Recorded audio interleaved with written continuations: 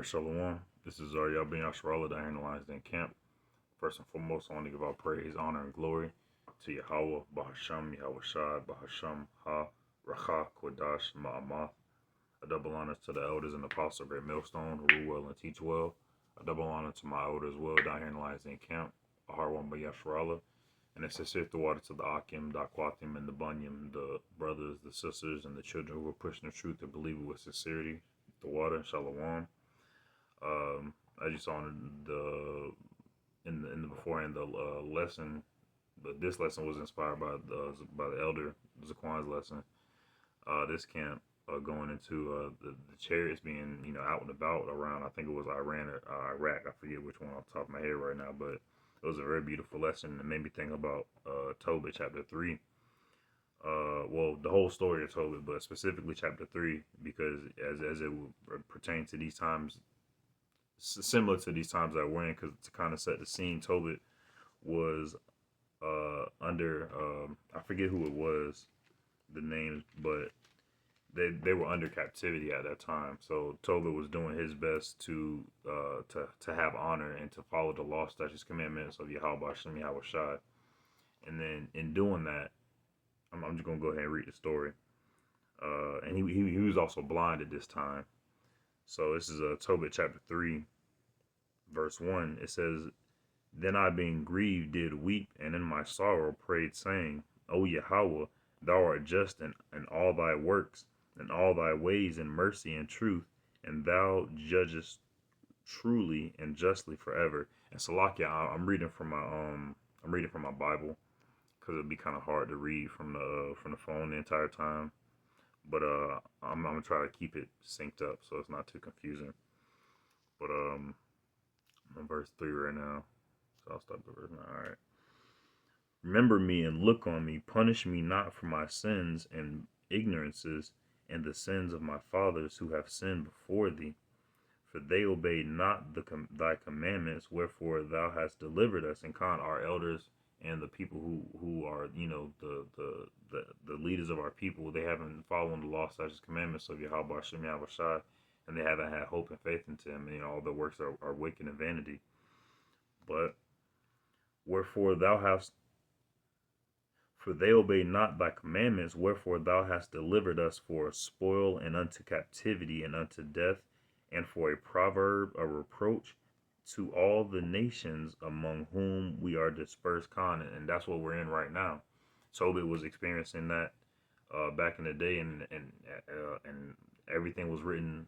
The things written before time, written for our learning. So for our learning, this is gonna help us to relate today, because he was saying the same things we're seeing right now. Our people in a weak and afflicted state. All right.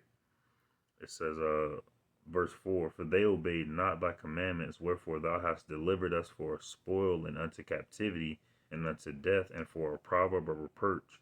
It's like a proverb of reproach. Our people don't call themselves by their tribe name anymore. People don't call themselves by the name of their father. They don't call on the name of Yahweh Shem Yahweh Shai, and truly be sincere and honest. All right. Our people are called niggas. Real niggas, bad bitches, or whatever the fuck they call themselves. Head nigga in charge, type shit, Gorilla Hebrew, deep, all these characters and shit, among whom we are dispersed, and how thy judgments are many and true, and how the judgments of Yahweh Hashem Yahweh Shah are many and true. And I know a plethora of Akim have a lot of testimonies to where in their mind they you should have testimonies in your mind that should lock in and seal the name of Yahweh Hashem Yahweh Shai, and the power and the fear of Yahweh Hashem Yahweh Shai within thy mind, the fear of Yahweh Hashem Yahweh Shai, and how thy judgments are many and true. Deal with me according to my sins and my fathers, because we have not kept thy commandments, neither have walked in truth before thee. And we and before I and the Akim, and before we all came to this light, we sinned before Yahweh Hashem Yahweh Shai. Verse 6, Now therefore deal with me as seemeth best unto thee. And you can't, and that's it. It says, "Now therefore deal with me as seemeth best unto thee, and command my spirit to be taken from me." And at this time he was in a real low place. Like I said, at the time he was surrounded by death, honest, because he was burying dead people. He had to flee to a different city because he was burying well, not specifically dead people, but people his kinsmen that the government at that time was slaying. All right, and he rested by a wall. Uh, I think with sparrows muted, they shit in his eyes, and he became blind that way. And at the time, his wife was also nagging him, so he was throwing up this prayer in the midst of all this, going on in his day-to-day daily life. You know, um, there was one time when he was well, no, let me just keep reading. I want to get off the point. Before profitable date seemeth slakia, therefore deal with me. All right, verse 6. It says, "Now therefore deal with me as seemeth best unto thee, and command my spirit to be taken from me, that I may be dissolved and become earth, for it is profitable for me to die." And that's what our people, 2/3 of our people say that now. They say live fast, die hard. They're trying to they're trying to live so much that they're really just going quicker into death rather than to live, because I have heard false reproaches and have much sorrow. I've heard false reproaches, people speaking falsely against the men of Yahweh Shem Yahshua. People speaking falsely not only on the men, but to the doctrine and to the figures of Yahweh Shem Yahshua, proclaiming themselves as God, claiming Big Bang type shit, scientists and whatnot. Turn away from me. I'm still on verse 6. Then verse 6 is long. Rather than to live, then I have heard false reproaches and have much sorrow. Command therefore that I may now be delivered out of this distress. He trying to give up the ghost, but even more so, and go into the everlasting place. Turn not thy face away from me. All right, within all that, please Yahweh Shem Yahshua, turn not thy face of Slakia. Turn not turn not thy face away from me. We want Yahweh to be focused upon us. All right, not only on us as individuals, but on us as a nation. But on the topic of individual, that's why I'm bringing this out. Verse 17: It came to pass the same day that in Ecbatane, a city of Media, Sarah, the daughter of Ragael, was also reproached by her father's maids. Now, at this time, it is going to a separate story, so it zoomed in on Tobit, and now it's zooming in on this other individual, Sarah, and she was being mocked by her father's maids because that she had been married to 7 husbands, whom Asmodeus, the evil spirit, killed before they had lined with her. Doest thou not know, said they, that thou hast strangled thine husband? So they picking on her, talking about, she killed her husbands. But really, it was an evil spirit that was killing them before they were able to properly lay with one another. The spirit will kill the men. All right, but to anybody else, they'd be like, nah, you just tripping. 7 husbands, neither. And to prove the point that they hadn't properly lain with her is because right here it says, "Doest thou not know," said they, "thou hast strangled thine husbands? Thou hast already 7 husbands, neither wast thou named after any of them." So they didn't properly lay together. So that's why it's saying you must have killed them because you ain't want them type shit. "Wherefore doest thou beat us for them? If they be dead, go thy ways after them. Let us never see of thee either son or daughter." When she heard these things, she was very sorrowful, because it was picking on her, so that she thought to have strangled herself, to hung herself, to kill herself. She was really going through it at that time too, because they were also going through a time of oppression as well. She was in captivity, the same way Tobit was, the same way we're in captivity right now, and these are the type of thoughts that we have to shed off, but at the same time give all into Yahweh Shem Yahushai. The prayer of Tobit and now the prayer of Sarah. She says, "I I am the only daughter of my father, and if I do this, it shall be a reproach unto him, and I shall bring his old age with sorrow unto the grave. So this was a oh shit, I'm on what 10, my bad. Um this is like like also a inspirational booster for the women believing on Yahweh Shem Shai and sincerity and in truth out there. So take inspiration from Sarah and what she was going through. I'll just keep reading. The only daughter of my father, and if I do this, it shall be a reproach unto him, and I shall bring his old age with sorrow unto the grave. So she knew that doing that would be wrong, and it would reproach her father. Then she prayed toward the window, toward the east, and and said, "Blessed art thou, O Yahweh, my power, and thine holy and gracious name is blessed." Cut on IOIC. The name is important. And honorable forever. Honorable forever. The name is important. Let all thy works praise thee forever. And now, O Yahweh, I set mine eyes and my face toward thee, toward the east, and say, take me out of the earth, that I may fear no more reproach. So these people like really, really at that low for real, for real. And when we haven't experienced that low for real, because society is gonna properly collapse, and we're really gonna have to have faith on Yahweh B'Hashem Yahweh Shai. A time even worse than what they're going through, because it's going to be a time, it's going to be a destruction that's never been seen before, an amalgamation of all of them. Honorable forever, let all thy works praise thee forever. And now, O Yahweh, I set mine eyes and my face toward thee, and say, take me out of the earth, that I may hear no more the reproach.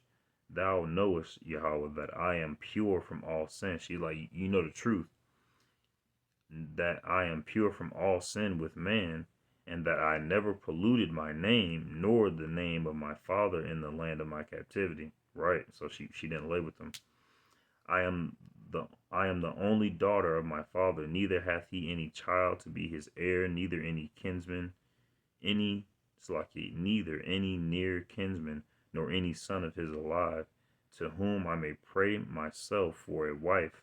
My 7 husbands are already dead, and why should I live? So she's lamenting at the point. She, just all this going through her mind, and also to bear that burden of that spirit being attached to her. But at the same time, it was all for the sake and the will of Yahweh Shem Yahushua. That's keep on going. But if it please not thee that I should die, command some regard to be had of me. So she like, but if it isn't in your will for me to perish, at least provide some type of relief. And pity taken of me, that I hear no more. Kind of wants to. I'm not going to go up. All right, boom. That I hear no more reproach. So the prayers of them, and this is the point that I want that I took from the whole chapter. So the prayers and that made me think of it when I was watching the lesson. So the prayers of them both were heard before the majesty of great Yahweh, and Raphael was sent to heal them both, that is, to scale away the whiteness of Tobit's eyes, and to give Sarah, the daughter of Ragael, for a wife to Tobias the son of Tobit, and to bind Asmodeus the evil spirit to be to bind Asmodeus the evil spirit, because she belongeth to Tobias by right of inheritance. The self same time came Tobit home, and entered into his house, and Sarah, the daughter of Ragael, came down from her upper chamber. And that's the end of chapter 3. And that part 17, and Raphael was sent to heal them both. And Yahweh heard their prayers and sent somebody to go do something about it. All right, and then going more into the story. As a matter of fact, let me get a precept real quick. All right, this is Psalm chapter 91, verse 11. It says, "For he shall give his angels charge over thee," and that's what Yahweh did in that moment. So we know that he did it for her, and he will also do it for we as well in these times to come. For he shall give, verse 11, for he shall give his angels charge over thee, to keep thee in all thy ways. They shall bear thee up in their hands, lest thou dash thy foot against a stone. Con, they're gonna pick us. They're gonna, give us a little boost. Because that's exactly what Raphael did in the story. It's a beautiful story. It's a beautiful story. I encourage you to go read it. But the angel did a lot for the family and for the joining of the family as well. Gave them a lot of beautiful encouragement. And I say all this on an individual level because that's what's coming. All right, that's what's coming for the nation of Israel. All right, for the elect, I'll say for the elect and 1/3 men, women, and children out there that believe that we will be protected. Not to say that nothing won't happen. Things will happen. Just like things will happen during the times of Tobit and Sarah. And we're going to be going through worse times. So we have to keep these things on the forefront of our mind so we can always push forward and show everybody the light of Yahweh Shem Yahushai. Let me get my next scripture. I'm saying the scripture I wanted, but this is going to work. Romans chapter 13, verse 11. And that knowing the time that is now, it's like that now it is high time to awake out of sleep, for now is our salvation nearer than we believed. The night is far, and our salvation is much, much, much nearer than when we believed. The night is far spent, the day is at hand. Let us therefore cast off the works of darkness. Let us therefore cast off the works of darkness that have been plaguing our people for all these years. Let's cast off the works of darkness that has been plaguing our minds just in this small, insignificant time in this man-made matrix. All right. Darkness. And let us put on the armor of light. All right. In Ephesians, putting on that whole armor of Yahweh Shem Yahushua, the shoes of peace, the breastplate of righteousness, having the shield, sword of faith. I think it's sword of faith. I think it's sword of spirit of truth. It's like it if I mess it up, but having on that whole armor of light, we always have to show forth that light to people. And the elder of the camp, we were at camp, and he said something that people they're not gonna know who we worship, but they're gonna see that light upon us, and they're gonna come up, and they're gonna come up to us, and they're gonna approach us because they see a light upon you, a spiritual light upon you. Armor of light, verse 13. Let us walk honestly as in the day, not in rioting and drunkenness, not in chambering and wantonness, not in strife and envying. We don't want to be in that drunken spirit. We don't want to be in that lolly-dog spirit, not knowing what's going on around us. All right, we want to keep our head on the swivel and be aware that there's a lot of fiery darts of wickedness coming from the wicked.